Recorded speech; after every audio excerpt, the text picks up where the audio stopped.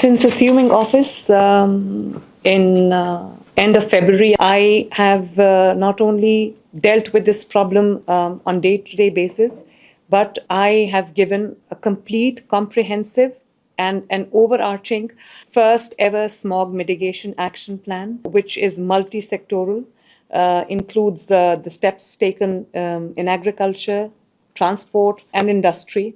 In agriculture, we are going big on mechanization, on replacing the old manual methods, stubble burning, and burning the remains of the crops that contribute to smog in a big way. So we are mechanizing everything, replacing the old machinery with machinery like superseders. And in transport, we are introducing Pakistan's first ever electric vehicle policy, where we are gradually and slowly, as China is already implementing, moving towards electric vehicles. And we are very, very particular on vehicle fitness certification, vehicle emission certification.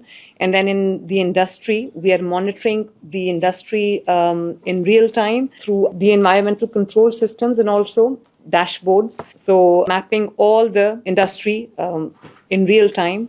And also, as China did, again, following in the footsteps, we're taking the industry out of the cities to give people a nicer, cleaner air to breathe.